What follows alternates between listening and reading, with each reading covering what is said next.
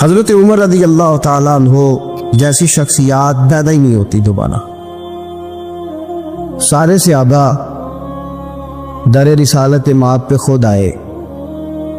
یہ وہ عظیم شخص ہے جسے اللہ کے محبوب نے اللہ سے مانگ کے لیا ہے، کہا اے اللہ یہ مجھے دے دے، اللہ سے مانگ کے لیا ہے۔ اس لیے صوفیاء کہتے ہیں کچھ مرید ہوتے ہیں کچھ مراد ہوتے ہیں، کچھ مرید ہوتے ہیں کچھ مراد ہوتے ہیں۔ مرید وہ ہوتا ہے جو چل کے آتا ہے، آ کے مرید ہوتا ہے۔ مراد وہ ہوتا ہے جسے کہا جاتا ہے کہ یہ کبھی میرا بن جائے نا، یہ کبھی آ جائے نا، میرا بن جائے، اس کو مراد کہتے ہیں۔ حضرت عمر مصطفیٰ کریم کی مراد ہیں، حضور کی مراد ہے۔ اللہم اعز الاسلام بے اسلام عمر ابن خطاب، اے اللہ اسلام کو عزت دے دے، میرے عمر کو کلمہ پڑھنے کی توفیق عطا فرما دے۔ اور کیسے دعا مانگی؟ او یار حضرت عمر کی تو اس فضیلت کا کوئی جواب نہیں دے سکتا۔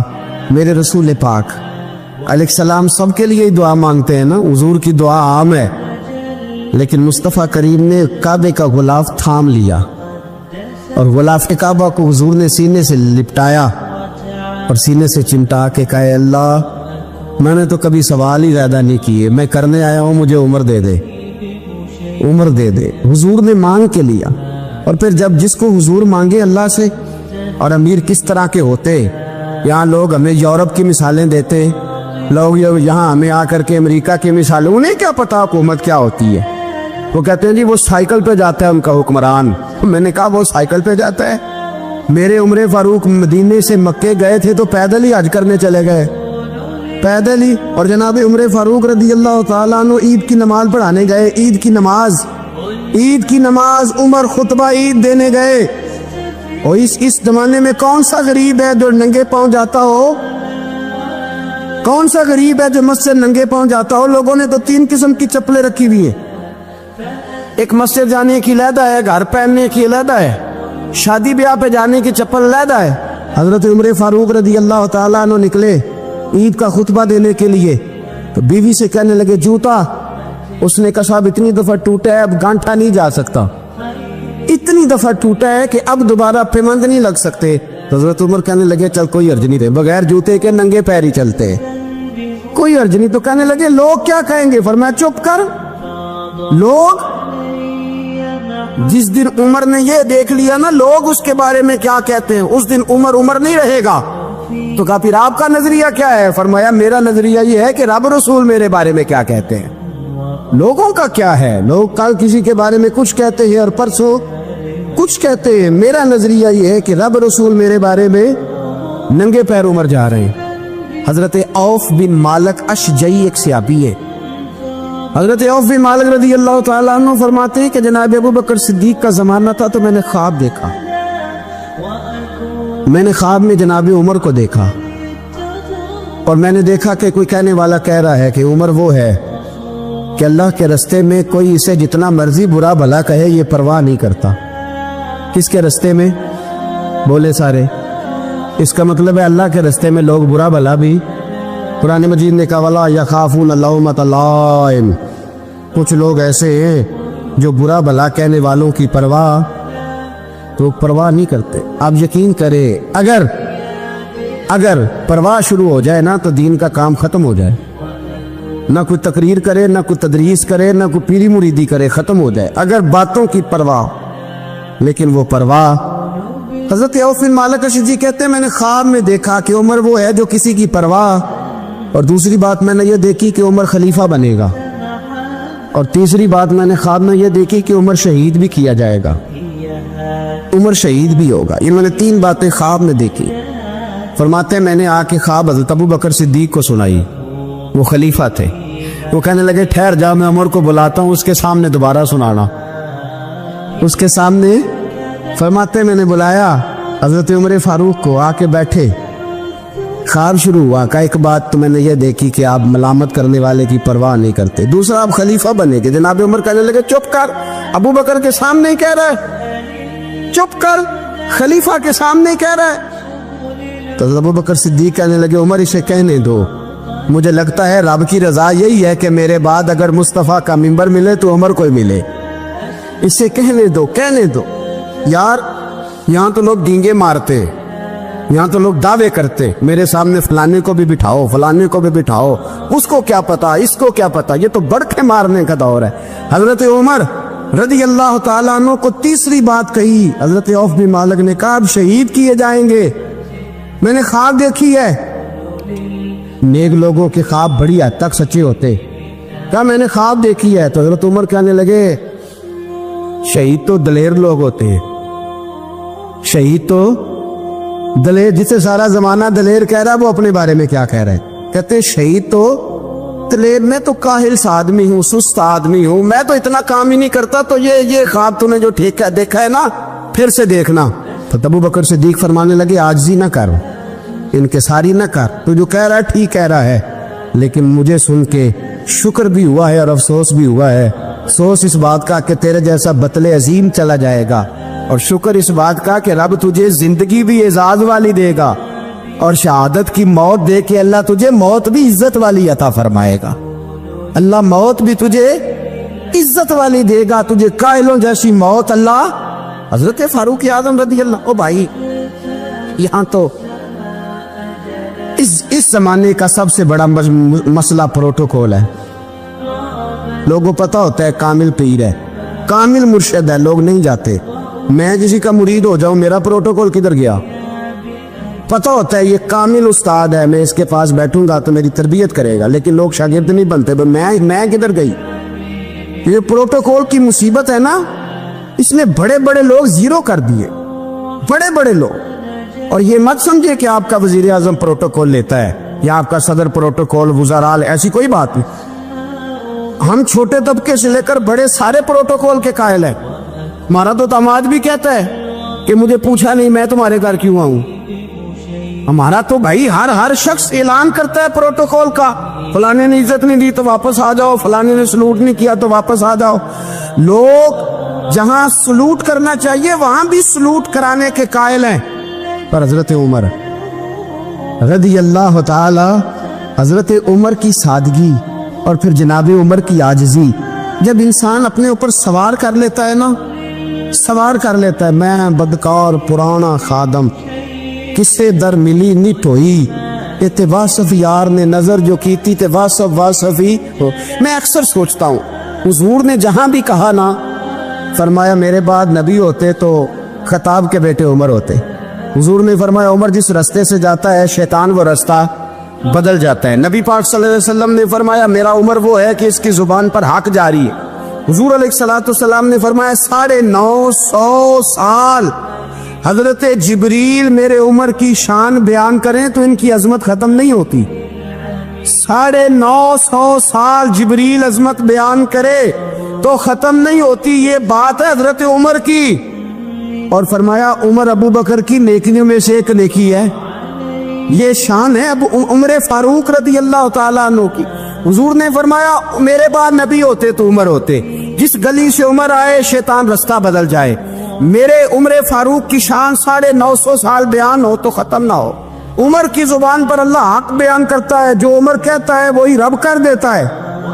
حضور ساری زندگی فضیلتیں بیان کرتے رہے, عمر جواب میں کیا کہتے ہیں؟ کوئی بتائے نا کہ یہ والی حدیثیں کبھی عمر نے بھی روایت کی ہو کہ حضور نے میرے بارے میں یہ کہا ہے.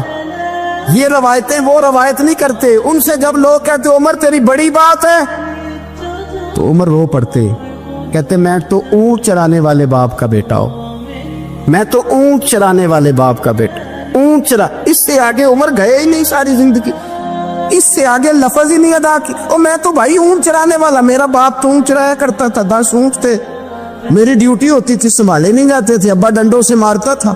ساری زندگی عمر حج کرنے گئے, ایک خشک تنا کھجور کا عمر فاروق رضی اللہ تعالیٰ عنہ نے اس کو اپنے کلاوے میں لیا, رونے لگے. لوگوں نے کہا عمر کیا ہوا؟ فرمانے لگے یہاں میں اونٹ چرایا کرتا تھا, یہاں میں اونٹ چراتا تھا, 10 اونٹ سنبھالے نہیں جاتے تھے. دیکھو رسول اللہ کی شان, آج ساری امت چلانے کا طریقہ عطا فرما دیا ہے. ساری نظریے سے پیار. یار پیسہ کس کو برا لگتا ہے؟ آپ جس آدمی کی 50 کروڑ کی پراپرٹی ہے اس کو پوچھے سب سے غریب، آپ کو وہی نظر آئے گا. وہ کہے گا میں ٹائٹ ہوں.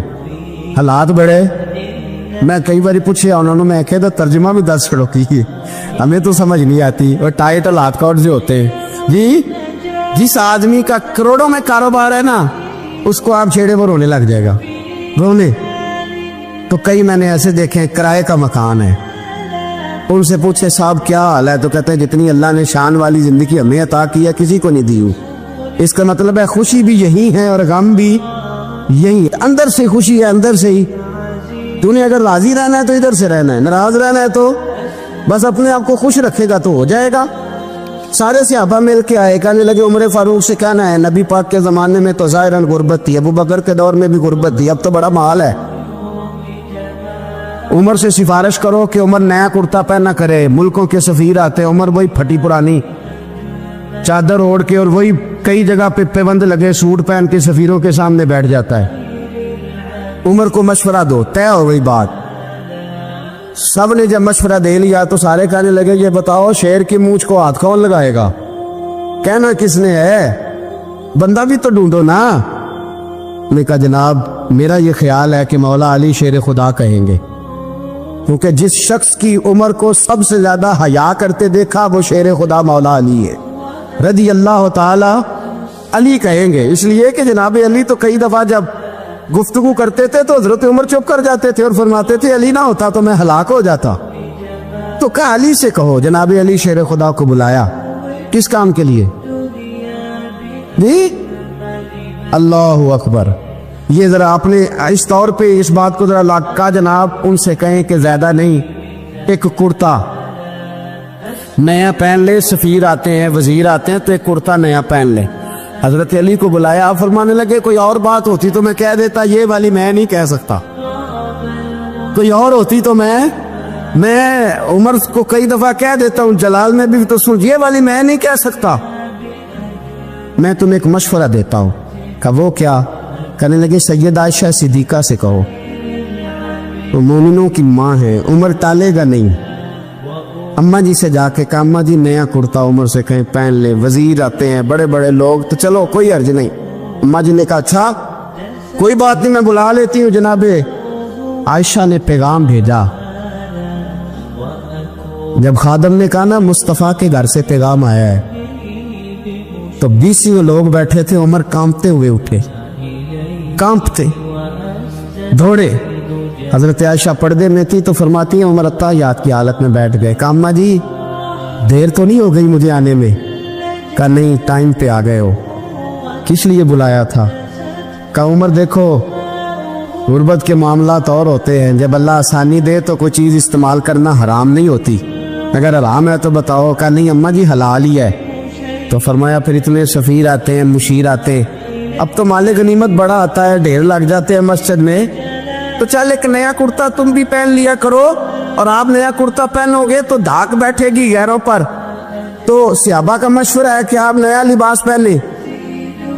اماں جی کہتی ہے میں نے حکم دیا تو عمر چپ کر گئے، گردن جھک گئی. تھوڑی دیر کے بعد سیدنا عمر فاروق نے سر اٹھایا تو داڑھی پہ آنسو گر رہے تھے، رو پڑے.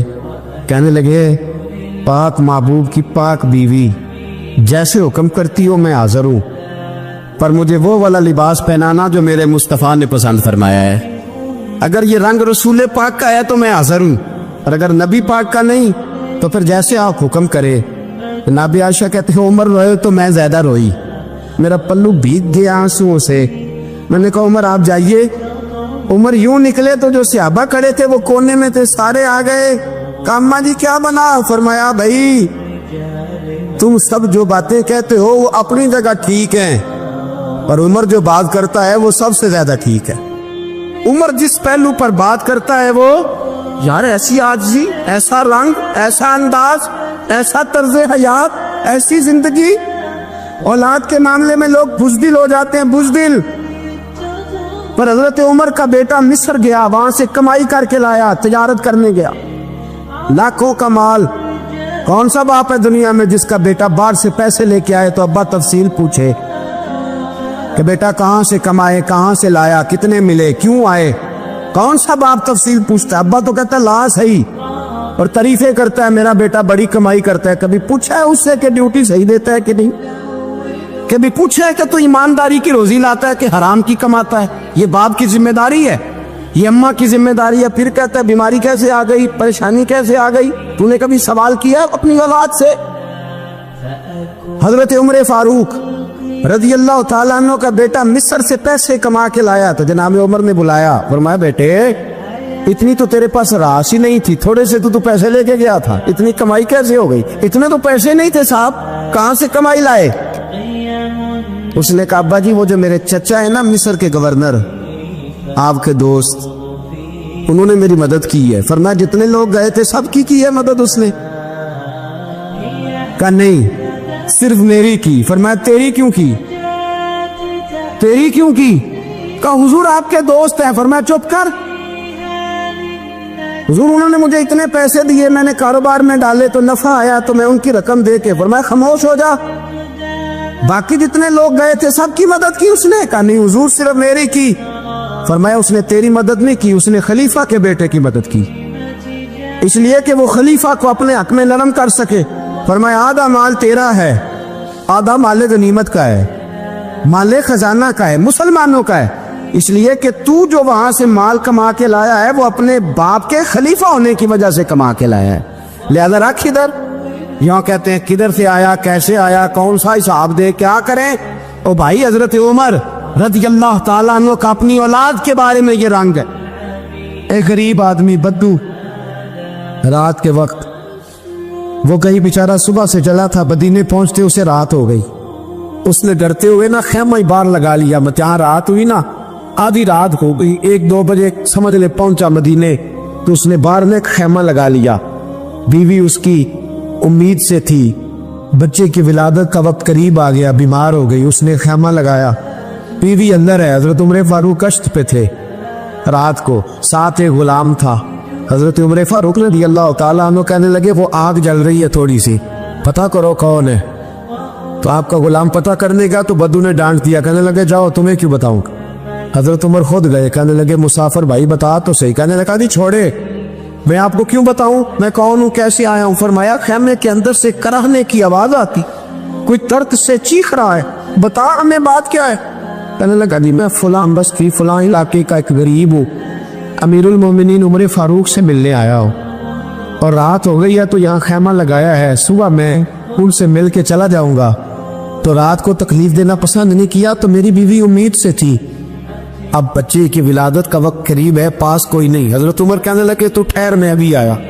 چہرے پہ نقاب، اسے بتایا نہیں میں ہی امیر المومنین. عمر دوڑے گئے، اپنی زوجہ سے کہنے لگے اگر تجھے بہت بڑا اجر مل رہا ہو تو حاصل کرے گی؟ کیا کروں گی؟ تو کہنے لگے چل پھر میرے ساتھ، بہت بڑا اجر ہے. ایک دوست کی ہاں ولادت کا وقت ہے، ضرورت کی چیزیں ساتھ لے لو. اس عورت نے تھوڑے دانے لے لیے، گھی لے لیا. حضرت عمر سے کہنے لگی لکڑیاں اکٹھی کر لے. امیر المومنین کونسلر کی بات نہیں بتا رہا، میں آپ کو ایم پی اے کی بات نہیں بتا رہا، اس کی بات بتا رہا ہوں جو 22 لاکھ مربع میل کا حکمران ہے. اس کی بات بتا رہا ہوں جس کے بارے میں میرے مصطفیٰ کریم صلی اللہ تعالیٰ علیہ وآلہ وسلم نے فرمایا میرا عمر تو وہ ہے کہ 950 سال حضرت جبریل بھی اس کی شان بیان کرے تو عظمت ختم نہیں ہوتی. اتنا بڑا شخص.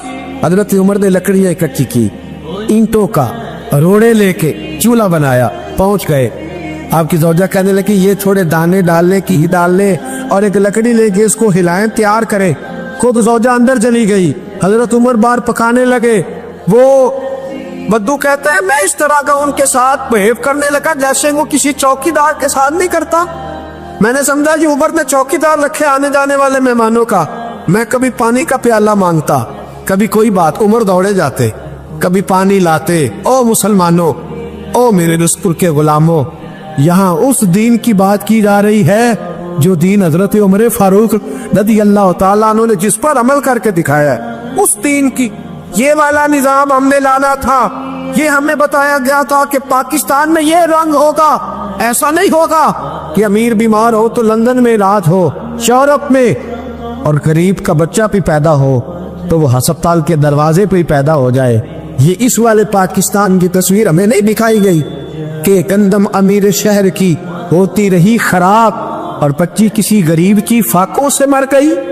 حضرت سیدنا ابو موسیٰ اشعری کہتے ہیں کہ میں نے نا مال غنیمت صفائی کی تو 1 دینار مجھے نا کہیں پڑا ہوا مل گیا، تو فرماتے ہمیں اجازت ہوتی تھی کہ 1 آدھ دینار ہم اپنی مرضی سے کہیں خرچ کر سکتے تھے۔ اگر آپ ناراض نہ ہوں تو ہمارے ہاں جب چیئرمین صاحب ناظم صاحب ٹھیکے دیتے ہیں تو ٹھیکیدار ان کا چھوٹا بھائی ہوتا ہے یا چچا کا بیٹا ہوتا ہے یا خالہ کا بیٹا ہوتا ہے، وہ خود ناظم ہوتے ہیں اور ان کا چھوٹا بھائی ٹھیکیدار ہوتا ہے، یعنی وہ نا سارا کچھ گھر کے اندر ہی رہتا ہے، گھر کے اندر ایک پیسہ دیتا ہے دوسرا واپس اس کو واپس کر دیتا ہے گھر کے اندر ہی۔ اب تو خیر ہمارے لوگ سمجھدار ہو گئے، ایک بندہ ایک سیاسی جماعت میں ہوتا ہے، دوسرا دوسری میں، اور تیسرا جس کی بھی حکومت آئی حکومت تو ہماری رہے گی نا، ایک بندہ تو ہے نا اس جماعت۔ یہ اچھا لوگوں نے ایک طریقہ نکالا ہے۔